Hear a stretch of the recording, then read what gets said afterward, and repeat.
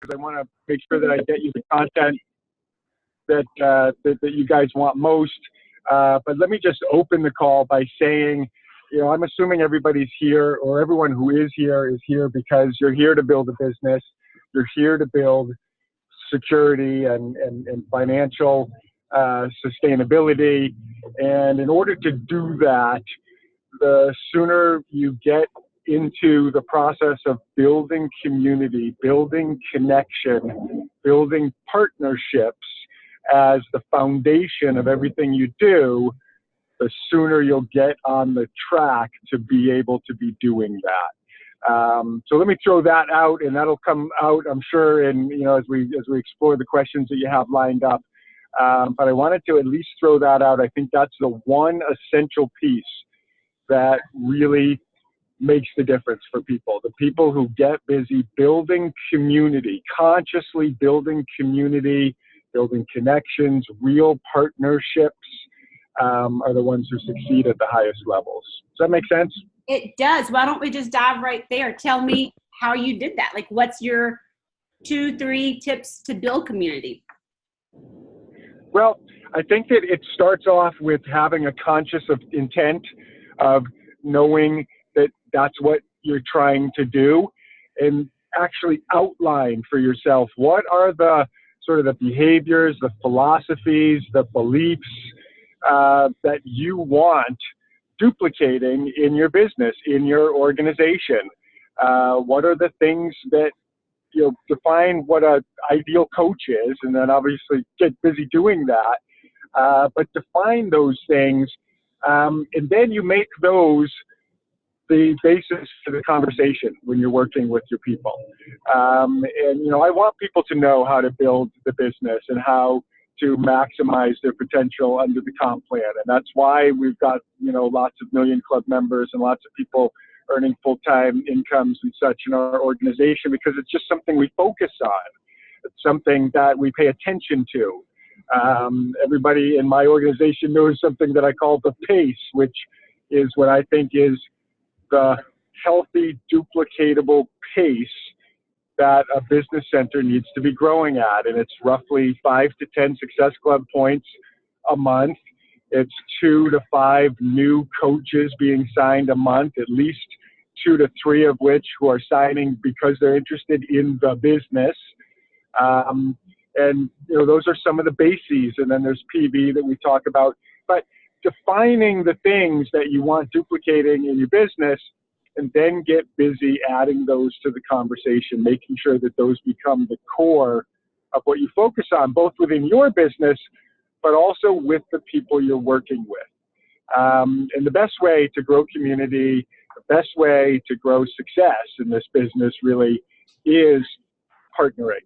Partnering with your coach partners, partnering with your customer partners. It's all about getting people success. And the best way you're going to help people get success is to get in there with them and do it alongside of them. The worst thing that we do is sign people up, stick them in a training program, and point them in the direction of what to do, and then 6 months later say, why don't my people do anything? And what we all need to learn how to do is that when you sign someone up, your obligation as the sponsor is to be a business partner. Do their first couple of months of presentations to their prospects, or at least be there with them. Show up if you're local enough and make sure they're doing shake and shares and fit clubs because you're there doing it with them. Getting into 3-way calls, getting them into serious one-on-one mentor program.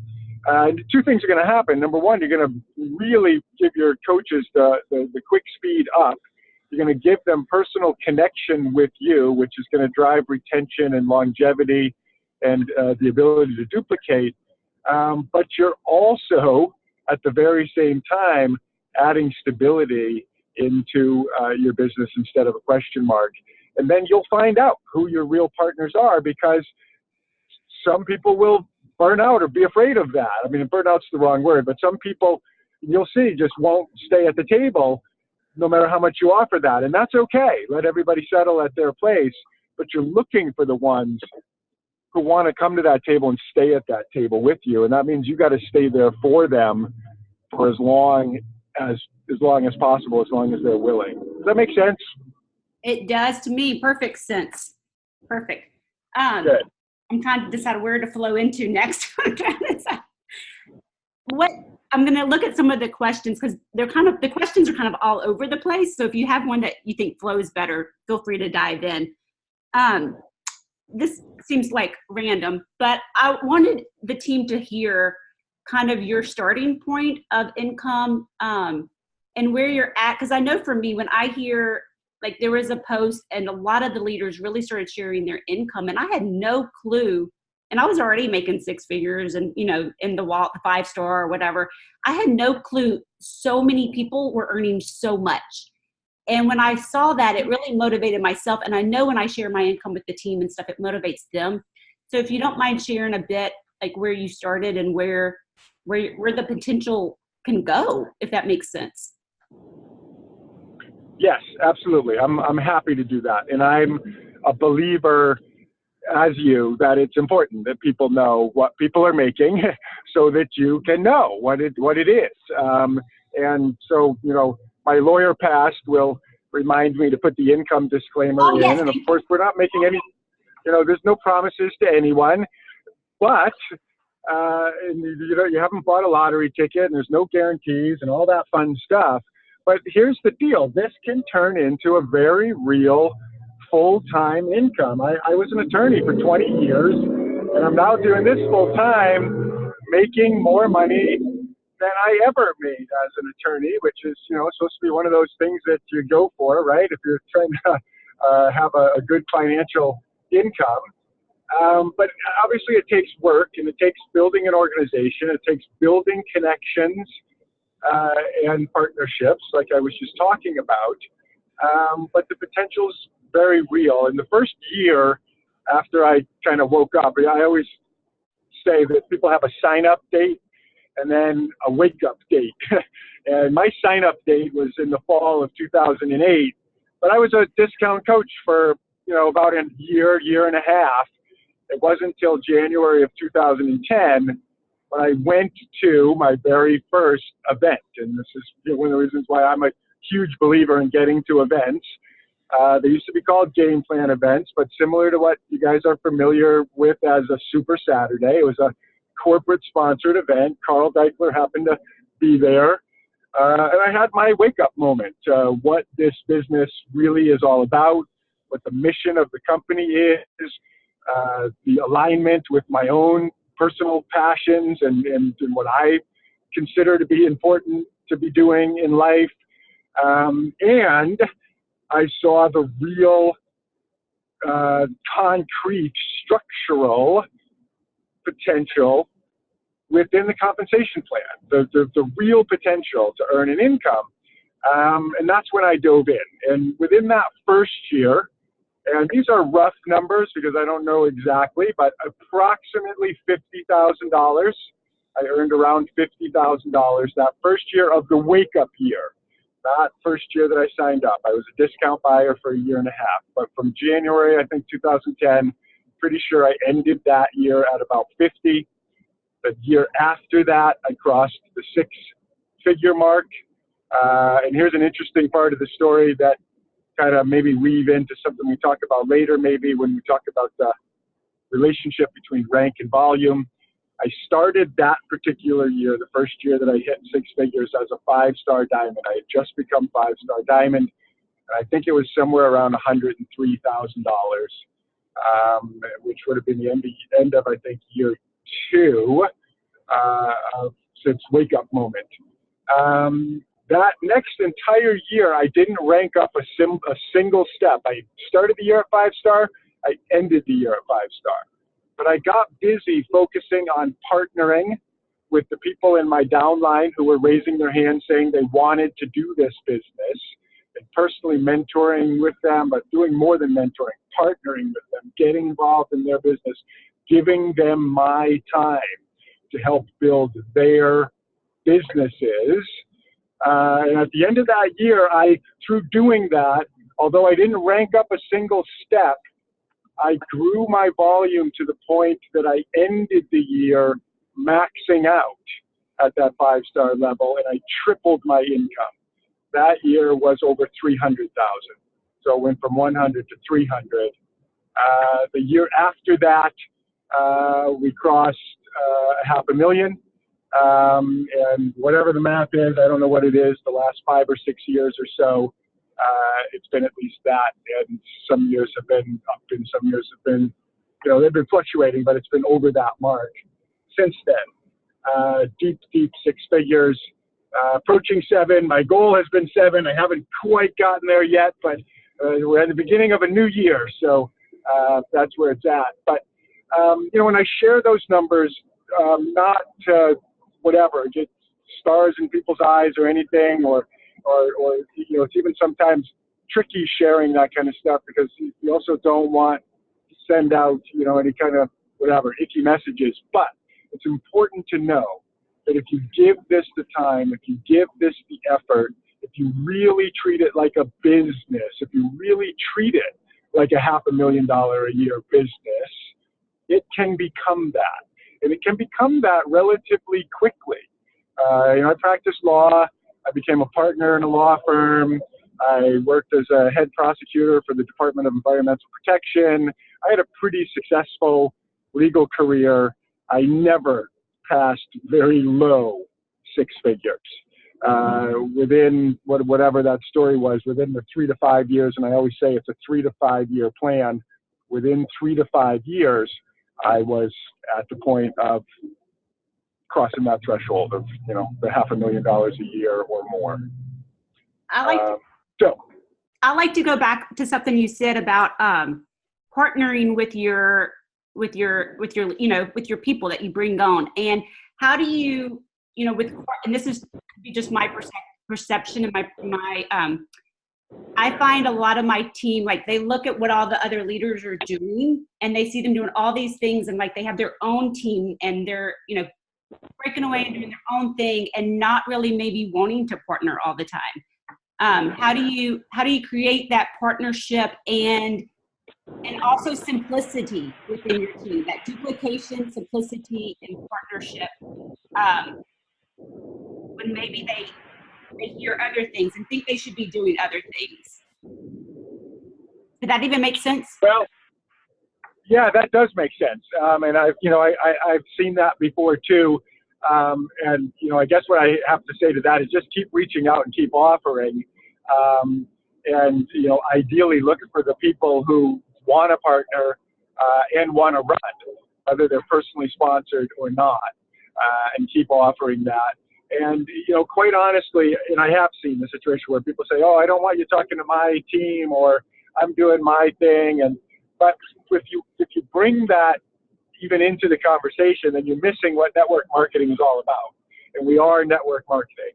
The strength in network marketing is when we truly allow our network to become a network. We want that happening. And so I say you keep trying it, and you keep doing it. And even when people push back, then that's fine. You can kind of stay away from those areas. But the truth is, I even sometimes will reach beyond, because, someone 2 or 3 or 4 or 5 layers lower than someone saying, hey, I have my own team thing, thanks, but no thanks. Their person 3 or 4 or 5 layers below might really want or need what I have to offer. And they're my business partner too, because the way this works, everybody in your downline, personally sponsored or not, is your business partner. They're driving volume to you. That's driving team cycle bonus. And those are valuable business partners to you. And so then the next part of the question is, you said, well, what does the partnering actually look like? And it looks like true partnering. And just to, share a few stories, I've had a couple people come in who really wanted to do the business, understood it, had long lists of contact people that they wanted to reach out to, and just frankly said, hey, look, I'm full time, plus I have a family and I just can't do it. I can maybe talk to a couple people a day, and I will go as far as to say, great, give me your list of 50 people or whatever you have, and I'm happy to start making conference calls on your behalf, or help do your follow-ups. Hey, my name's Bob Lucido. I'm Michelle's business partner. I understand she, whatever intro you may have given to her or not. She asked me to call you on her behalf, and blah, get into it. That's one way that can look. I always offer three-way calls, which means if I'm working with you, sponsored or not, and we don't take anything away from this call, take away that you work with everyone in your downline, personally sponsored or not. Someone who wakes up, starts running your pace, goes diamond or star diamond, downline, even if they're not personally sponsored, are extremely, extremely valuable to you and worth every minute of your time and effort to create those, especially if you're not capped out yet in rank. Remember my story of taking a full year off from ranking up. I was 5-star diamond, but I was nowhere near meeting the cap on what I could earn under Team Cycle bonus on that level. So I got busy partnering, getting in the businesses of people who wanted to do the business in my downline to help them build strong businesses, driving volume. And that helped me to triple my income because it helped me build both depth and volume in my business. Sometimes it makes sense to build rank. Sometimes it makes sense to pay attention to helping those in your downline to help drive volume. And there's other ways you can drive volume too, obviously, but that's one of the strongest ways that you can do that. It's important to know how those two things work. Rank is the size of the box that you can put money in. Volume is how much money you have to put in that box. And you want them to just keep matching each other. You don't want a box that's so big that, you can only put a couple dollars in it. And you also don't want a box that's too small. You got a huge basket of money that's trying to get in there, but it can't because you don't have a big enough basket to catch it. And that's basically the way rank and volume work. And when you have a good, clear understanding of that and bring that in to the intentionality of how you're building your business plan, of how you're driving your activities, how you're spending your time, those are the kinds of things that help you maximize your potential to earn. Team cycle bonus is a very big part, the biggest part of our earning potential. So really understanding how that works and then getting busy, excuse me, on the activities that are necessary to make it work in your behalf, pushing rank then volume, making sure they're matching is the key to building both long-term success, high income potential, and sustainability and retention. Because when you get in your business and partner with people, you're building long-term sustainability because you're building businesses that are going to be there for a while. I'm only a 7-star diamond in my main business center, but 4 or 5 of those are Million Club members and 5-star diamond plus multi-time elite coaches. Those kind of coaches aren't going anywhere. In fact, those kind of coaches are doing a lot of leading and building, obviously. And you get those kind of coaches by doing the kind of partnering that I'm talking about. It's not enough to build yourself a 5-star diamond business. Then get busy duplicating that, getting in the businesses of your business partners, your downline people, to make sure that's duplicating in your business. So does that make sense? Perfect sense. So tell me, because that takes time when you start talking to their people, do you still personally hit Success Club, or are you working more with the people you're bringing on? What does that look like maybe in the beginning, and what does it look like now? Is it the same or different? Or? Yeah, here's the thing. I'm a firm believer that every coach should be running the pace, at least, that I mentioned before. And that's me, who's been in the business for 10 years, and that's the person who signed up this morning.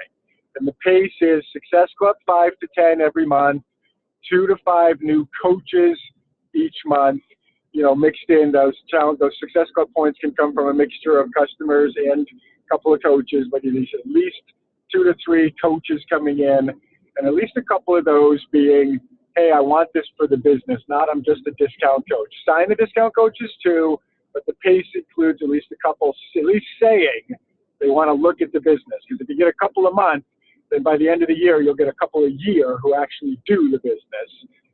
And those are all part of the pace. So those are the minimums that everybody should be doing, and that's including me.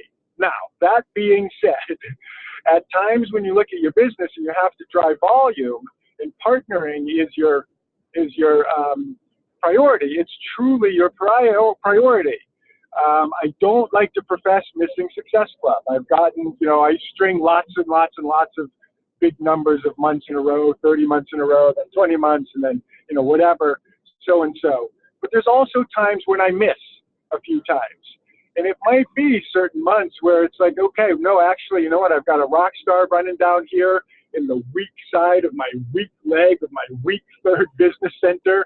And it's really, really valuable for me to make sure this guy gets off the starting block. He's got 100 people to present to this month. I'm going to give that person all my time, and I'm going to spend all my time presenting to all his people and helping him, get that going. I'm going to be there by that person's side as much as I can. I'll join that person's challenge group. I'll make sure I'm active in there, do everything I can. If that is what's going to push my next potential to increase income. For me, that's where it always comes to. And I think that as business owners, that's where it always has to come back to. And usually it means at least 5 Success Club points. But every now and then, if you don't, because you're busy doing something else that's important, as long as it's because you're doing something else that's important, then that's okay too. And that's the approach that I take with that. Especially in the beginning, it's very important to get and string them consistently along with no question. Those first, 2 or 3 years, me jumping up to, mid 6 figures, I hit it every Success Club 5 to 10 every single month. I think it was something like 36 or 37 months in a row before I had my first miss. And then your business should develop into the size where you have to do the evaluation of what are you working on right now. If you're sitting at 5-star diamond and you're barely making 6 figures, then you're probably done with ranking up for a little while. And that means you might want to be focusing on some other things. In fact, here's the truth, everybody. At 2-star diamond, you can make $4,000 a week. If you're on this call and you're not making $4,000 a week yet, and you're still just chasing, rank and Success Club points, you might want to take a step back and evaluate what's the volume in your business, how's the volume matching up leg to leg, what are the stacking possibilities in your business, what's your spouse's site doing, what's your second business center doing if you have one, to make sure that the volume's there too. Because a lot of Success Club points and a huge rank doesn't mean anything if you don't have volume to fill it up. So does that make sense? Perfect sense. I love it, love it, love it. How do you recruit now? Is it the same in the beginning? Like, can you share? Does that even make sense what I'm asking? Where do you find your people? How do you? Yeah, absolutely. And that's a great question because, recruiting changes a little bit. I think in the beginning, you're a little bit more of, hey, I want everybody, and we should continue to do that. I'm pretty much the same. I do fitness first recruiting for my living the lifestyle. I'm a huge believer in the vital behaviors, and I live the lifestyle. I do, program after program. I do them at 52 years old. I'm still 100%, on board as product of the product. I do believe that's important. And so I recruit that way too, just like everybody else does. I don't do monthly challenge groups or product-specific challenge groups, although I teach those, and I think that's powerful, and many of my coaches do. I have one big group that is my fitness community, and that's sort of my version of challenge group that I invite customers into. And I bring coaches in there too, but that's my customer-based recruiting. It looks like everybody else's. If you go to my Instagram page, you'll see me sweaty selfies every day, pictures of what I'm eating. and that kind of stuff. And then I also do alongside targeted business partner recruiting. And that's a whole different thing, and that's a whole different conversation. And that's where I'm actually looking out for people who I think would be really good at this business, whether or not they want to join my challenge group or whether or not they want to have anything to do with actually doing the programs or not.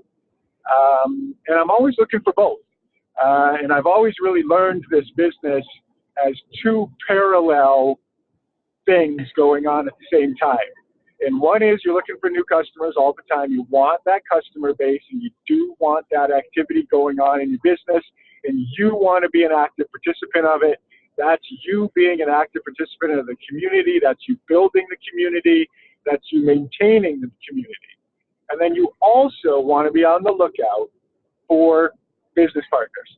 Sometimes they come from that fitness customer first community you build, but sometimes they come on a whole separate route.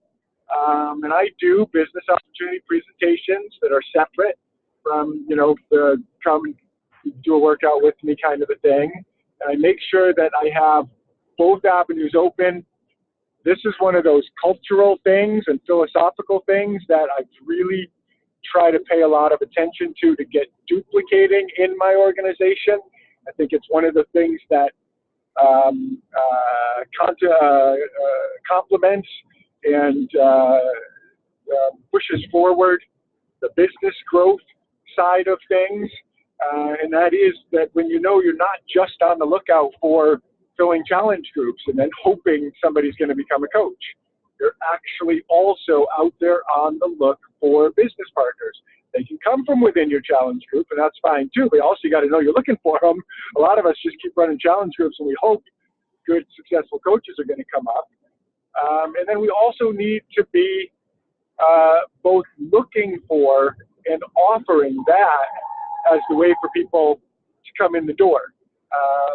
Michelle, I think you said you're going to have Chief Callahan on, or in some way keeps one of my personally sponsored coaches, keeps a great friend of mine, and he's a great example. Keith and I did P90X together as customers before we did it. He was interested in the business, and I went to him and presented it to him because he was a business owner. I knew he had a good business mind, and he'd get the business potential. And there's others in my business that I can point to, and we're the same thing.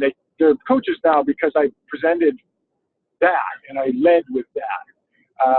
So you want to make sure you're leading with both, and that you're comfortable leading with both, and that both are coming through your social media feeds, your, whatever local person-to-person prospecting you're doing, whatever it is that you're doing to find and reach people. Both of those conversations and both of those invitations need to be coming through loud and clear. Love it. I 100% agree there. Do you use social media what's your number one way of finding new people now? That's a great question. I'm definitely a very even mix. When I came into the business, and for the first few years of the business, it wasn't Facebook, and it wasn't until probably the end of that first few years that Facebook kind of really became a thing. Twitter a little bit in the beginning, but it was much more dominated by person to person, and in some ways I think really fostered a lot of what I think it takes to be successful, and that is learning how to run events and drive events and bring people together. You want to be doing that in person. You can do it on social media too, and people are real good at doing it now in that way, but there's nothing that can replace getting together in person, getting groups of people together in person, even if you're building social media, because that's your social media material. And if you got 8 or 10 people who are together, they're working out, they're talking about the business, they're living the lifestyle, whatever they're doing, and you show that it's a community, that's really powerful. And those 6 or 8 or 10 people are worth a lot more than you might think those little numbers are when you then leverage that onto social media. But that's a little astray from the question. I use everything. I try to be everywhere. I'm most heavily on Instagram right now in terms of social media. I'm still on Facebook, though. I'm still using Facebook. I have both a business page and a personal page. I do targeted both Facebook and Instagram, not a lot, but I find that promoting posts every now and then, couple times a week, is valuable for pushing activity. And then it's up to you to take that activity to the next level, reaching out to people, contacting people, following up with that activity. But I don't spend tons of money. I spend probably $300 to $500 a month boosting posts across Instagram and Facebook. So a few $100 to run a quite large business is actually, pretty cool. And that's where I am. I'm a believer in getting together in person. I'm certified in both Core de Force and P90X. I'm a believer in fit clubs. I'm a huge believer in shake and shares and even old style home parties, especially for newer coaches. Setting up stands at events or trade shows or farmers markets or the local 5K race or any of that stuff are all valuable ways. And I'm kind of a broad net prospector. All of those things are things I believe in, and all of those things are things that I do and teach. And I think that what it's important for people to do is to make sure you're trying out all of that stuff and more.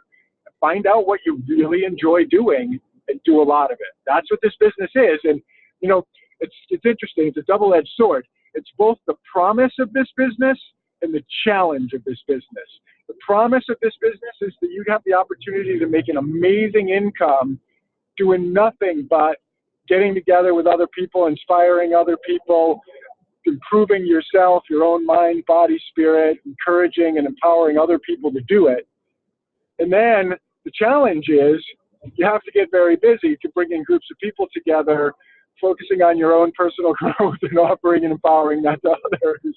So it's both what we have to do and what we get to do.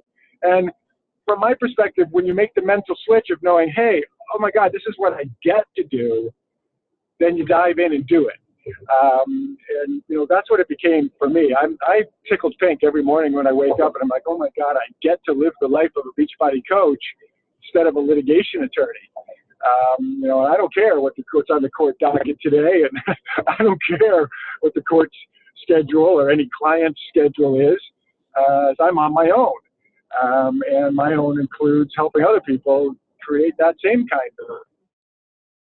That's a pretty cool thing to be part of. But that's also the challenge. You've got to be willing to dive in and be part of that as much as you possibly can in any way that you possibly can. I love it. I think that flows into maybe one of my next questions, and it was, like, you get people stuck sometimes. Like, I'm stuck at the six figures, the low six figures. What do you see common mistakes? And I share that because, like, everything you've said, like, I've done and I do. And I think it's important to push out of your comfort zone and do new things and try new things and find what you love and do more of it, just like you said. So where do you see a lot of your maybe six-figure people getting stuck maybe, and what pushes them to that next level? I think that's a great question. And I think it's a two-part answer. And I think the first part is that the sort of technical thing or mistake that I think people make at that level is becoming a manager and stepping off of the phase one activities. Thinking that we don't have to be as focused on recruiting anymore, thinking that we don't have to be as focused on day-to-day, committed to a program kind of a thing, running our challenge groups and in the lives of our challengers and our coaches, but primarily prospecting. People slow down from that and start managing, start teaching, start developing team pages, and all that stuff's cool. I believe it's better to leverage as long as you possibly can. Until you're 2 to 5 star diamond, I don't think you should be designing training programs. I don't think you should even probably be running training programs, even if you're great at it. Let somebody else do that who's at a level in their business where that makes sense. Because for those of us who are still beneath that level, the primary thing for us to do to keep growth going on is still prospecting. That's number one. The second answer to that is that there's a personal growth piece that comes in there, and that is looking at your relationship with wealth. And I had a very real experience with that. Hitting six figures with the business, and then coming to a place, and luckily it only stayed for a few months before I recognized it and got busy fixing it.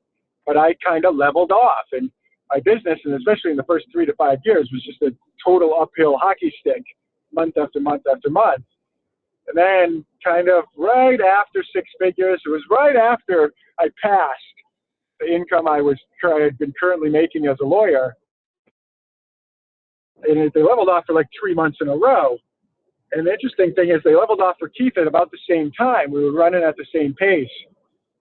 We both looked at it, and we sat down and we had a conversation about it. And we kind of both realized that that's the moment that we had just hit kind of the ceiling of what we were earning in our other careers, our other, business life.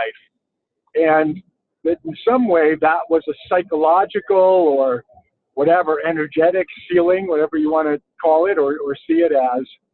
We got busy digging in on personal development, on our own and individual feelings and views and personal healing and development around wealth. And there's a book out there called The Millionaire Mind.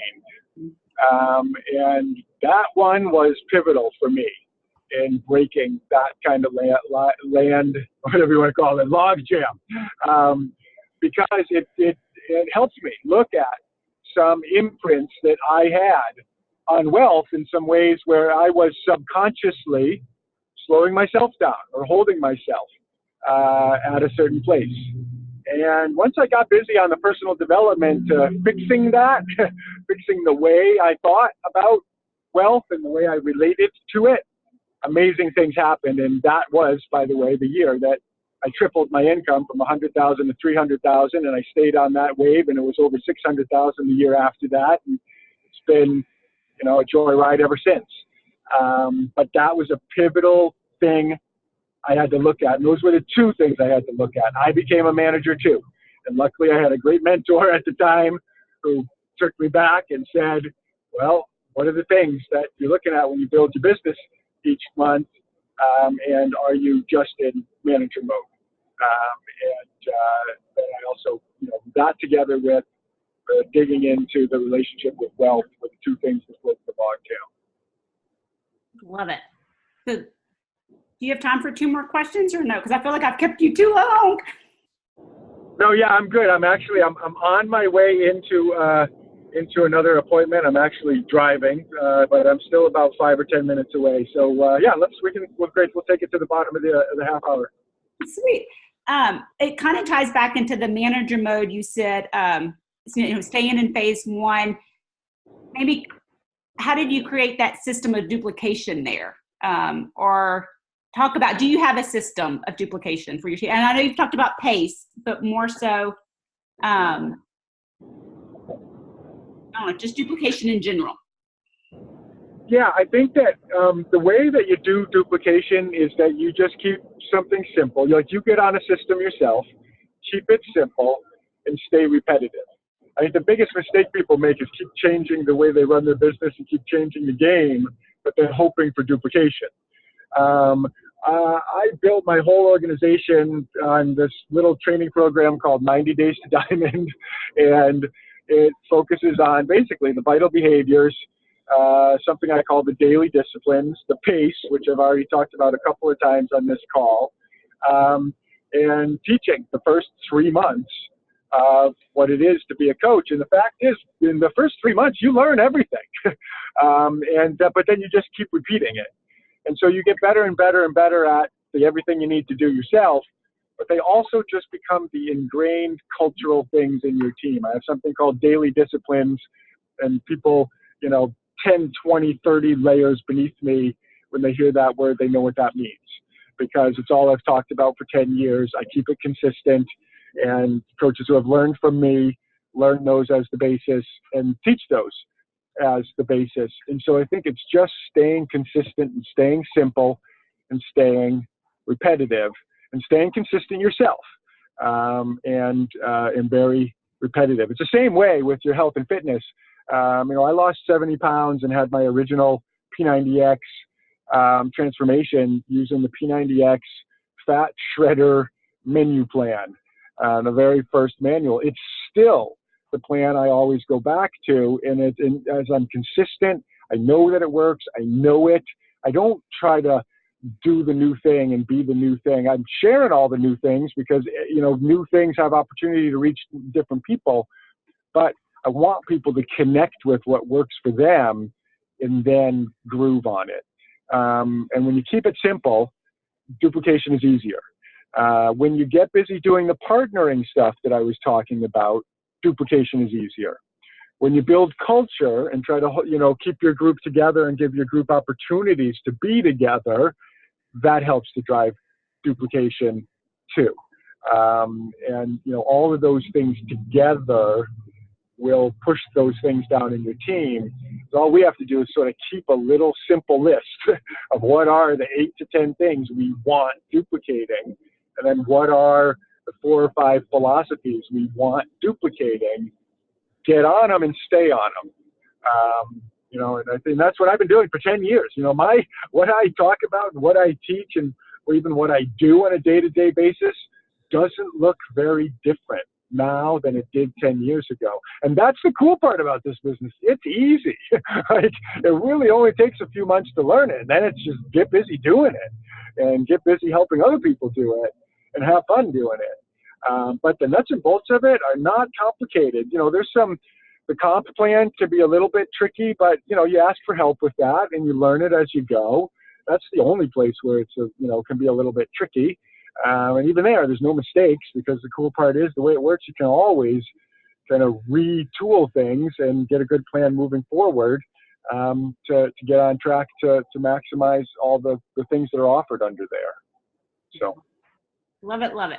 We got one more question from Jessica. She says, she's got her hubby there, and she wanted to know if you primarily, curious from a guy's perspective, does Bob have primarily women or men, or does he focus all or one more than the other?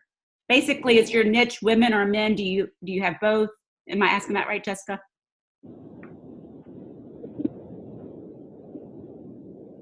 Sorry, this is coming kind of more so from my husband. I work the business and I focus primarily on women, but I'm open to helping men because I think it's very real, concept for them. And my husband and I have been talking about this, and I tell him all the time, he loves the programs. You just need to talk about it and share it. And he's like, well, how am I supposed to approach men? I'm like, well, you talk about everything to anybody. So he was wondering if Bob focuses primarily on men when he's marketing, or just anybody and everybody.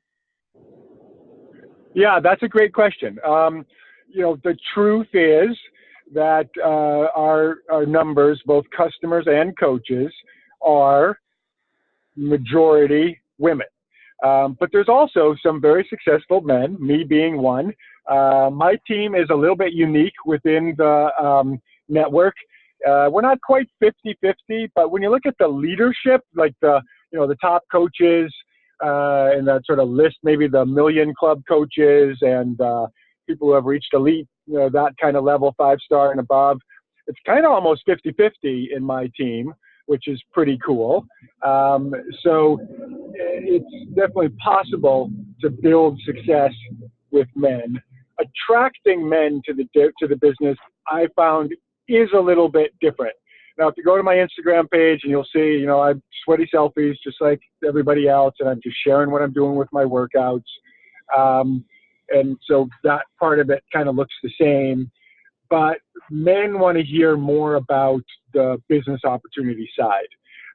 Men are, in my experience, less likely to jump in and join a challenge group, are less likely to, see a post about drinking Shakeology or even working out online and then connecting to want to be part of that. There's lesser of that going on. Now, it doesn't mean it doesn't go on at all. It just means there's less of that going on. But at the same time, it's the men who are interested in fitness and do value the programs and all of that, who also will get their interest piqued when they also have an understanding of the business opportunity that goes along with it.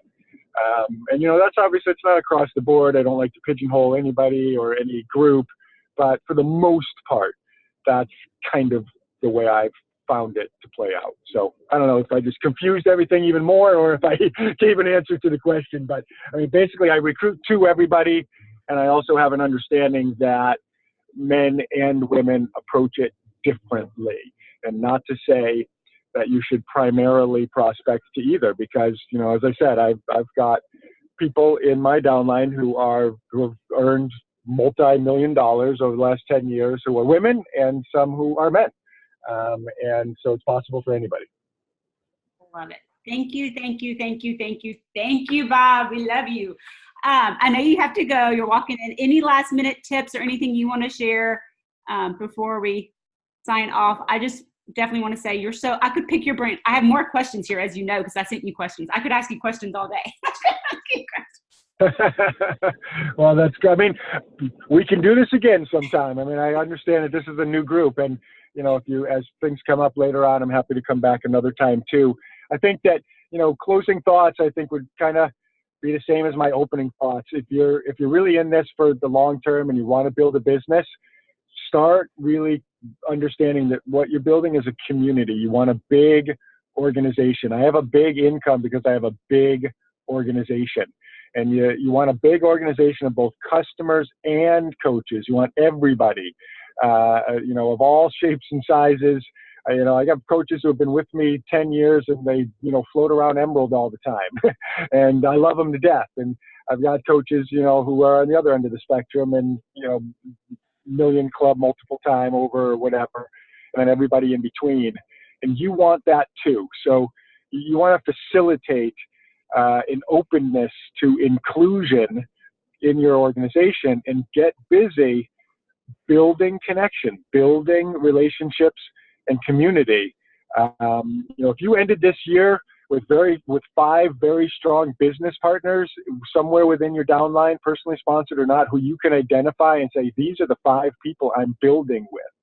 The kind of people who you're getting together with at Summit because everybody at that level is committed to being there, and you're doing lunch, and you're on mastermind calls together, and you're helping each other. I always know who those people are in my business, and I'm always in their businesses, so that we're in there together. And the sooner you can create those kinds of things, the sooner you're on the road for long-term success. Then there's no stopping you, because then all the stuff, all the magical stuff we talked about, depth and retention, those things just happen because that's where they come from. And the difference is really, in my mind, is just making the mental switch. I think it's just important to know the target you're shooting for. You're not just trying to fill up challenge group after challenge group, and you're not just trying to get 1 million Success Club points. Those things are cool, but those things might happen because sometimes they happen when you're doing all the right stuff. But the real goal is to create a little community and then make that a bigger community that's made up of little communities and keep expanding. When you have that picture and that's your goal and you can put that intention out, then the way you recruit is different. The way you talk about it is different. The way you think about it is different. The way you see it is different. And, I'll end maybe in bringing full circle around, to your prayer, Michelle. Then it can be manifest through you. And if you're not seeing it yet, you don't really know what it is that you're trying to bring into being, and it can't ever be.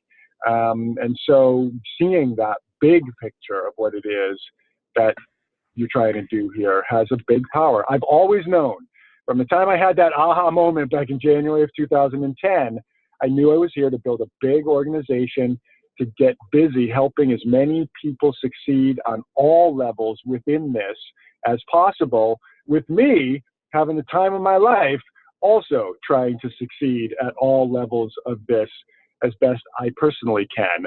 I've created my own little party here to be part of, and it's a party that, you know, pays me an amazing income and gives me an opportunity to live an amazing lifestyle, getting to just be involved in that thing. And I truly believe I have that, and I'm in the middle of doing that because I've always seen value in it. I've always understood its value to others. I've been committed to it, and I've seen it, and I've planned around it. Have a business plan. Make sure your activities are driving towards whatever your vision is of what the big thing is. So that's where I would close. Thank you, thank you, thank you, thank you. This has been so many nuggets, so full of wisdom. And just thank you so much for giving us your time. And we just really appreciate you. Can't wait to see you at Summit and give you a book, or on the cruise, I should say. On the cruise. Cruise. Yeah. Thank you in person. So thank you again for your generosity and your time and your willingness to share and offer your wisdom to us. So thank you. You bet. Have a great day, everybody. Thank you, Bob. Thank you. Bye-bye.